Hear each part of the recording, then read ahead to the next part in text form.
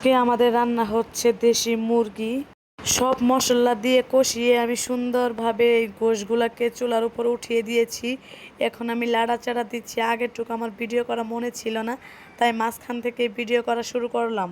এখন ওই গোশগুলোকে সুন্দর করে লাড়াচাড়া দিতেই থাকবো যাতে নিচে পুরা না ধরে।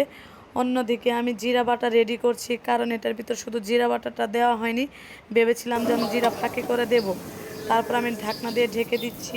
এদিকে আমি জিরা বাটা কমপ্লিট করতেছি। দেখো কি শক্তি খাটাচ্ছি, আমার পাটাটা ধার নেই, সেজন্য শরীরের যত শক্তি আছে সেটা দিয়ে বাটছি। তারপর আমি ঢাকনাটা উঠিয়ে নিলাম। উঠিয়ে নিয়ে আমি যে জিরা বাটাটা রেডি করেছি সেটা আমি ঢেলে দিচ্ছি। এই দেখো সুন্দর করে আমি নিফিস করে বেটে নিয়েছি, এটাকে আমি তরকারির ভিতর ঢেলে দিচ্ছি। ঢেলে দেওয়ার পরে আমি একটু ধনিয়ার গুঁড়া দিয়ে দিচ্ছি, কারণ এটা দেওয়া আমার আগে মনে ছিল না। দিয়ে আমি এটাকে লাড়াচাড়া করে দিয়ে দিচ্ছি। এদিকে আমি চুলার জালটা একেবারে কমিয়ে দিয়েছি। ওই যে বললাম কষাচ্ছে, এই মুরগিটা কিন্তু অনেক শক্ত, যে অনেক জাল দিতে হবে, সেজন্য জালটা কমিয়ে কমিয়ে আমি লাড়া দিচ্ছি। অন্যদিকে আমি দেশি আলু কেটে নিচ্ছি, মানে ছুলে নিচ্ছি, তারপরে পোতা দিয়ে থেতলো করে নিচ্ছি।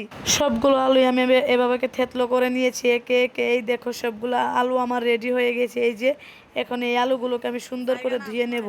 ধুয়ে নিয়ে তরকারির এদিকে চলে আসলাম। এসে তরকারিটা দেখেই পুরা ধরেই নাকি যাচ্ছে, তাই আমি তরকারিটাকে লেড়ে চেড়ে দিচ্ছি।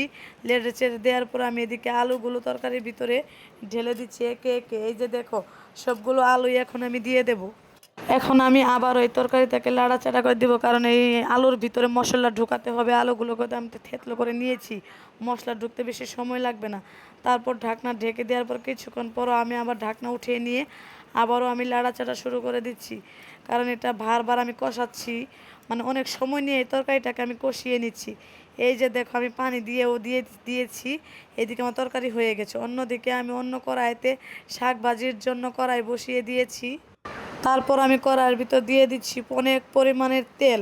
তেল দেওয়ার পরে এটার ভিতরে আমি দিয়ে দিচ্ছি রসুন কুচি। শাকের ভিতরে রসুন কুচিটাই হচ্ছে মেন। রসুন কুচি দিয়ে আমি এটাকে লেড়ে চেড়ে সুন্দর করে একটা কালার আনবো। যখন বাদামি কালার হবে, দেখতে দেখতে বাদামি কালার হয়ে গিয়েছে, এখন আমি এর ভিতর দিয়ে দিচ্ছি পেঁয়াজ কুচি। আগে পেঁয়াজ কুচি দিয়ে এটা কিছুক্ষণ লেড়ে চেড়ে নেব। লেড়ে চেড়ে নেওয়ার পরে তারপরে একটা কালার চলে আসবে, তারপর দিয়ে দেবো কাঁচামরিচ কুচি। কাঁচামরিচ কুচি দেওয়ার পরে এটাকে আমি সুন্দর করে লেড়ে চেড়ে নিচ্ছি। ধুমতারা কালাড়াচাড়া দিতে হবে। তারপর দিয়ে দেবো শাক। এই যে এখন আমি সবগুলো শাক দিয়ে দিচ্ছি। অনেকেই আছে এই শাকগুলোকে আগে ভাপ দিয়ে তারপরে বাগার দেয় না, ওরকম এরকমভাবে বসালে অনেকটা ভালো হয়। সেজন্য আমি আগে পেঁয়াজ টিয়াজ সব কিছু ভেজে কুচি কুচি করে নিয়ে তারপর আমি এই শাকগুলো বসিয়ে দিয়েছি। এভাবে ভিটামিনটাও কত থাকে। এই যে দেখো আমি এখন শুধু লাড়াচাড়া দিয়ে দিয়ে যাব, দিতে দিতে এই দেখো লাড়াচাড়া ওপরেই রেখেছি। তারপর দেখো শাকটা প্রায় হওয়ার পথে। এই যে দেখো পানিগুলো খাইয়ে নিচ্ছি। এই যে আমার সুন্দরভাবে শাকটা রেডি হয়ে গেছে। কে কে খাবে?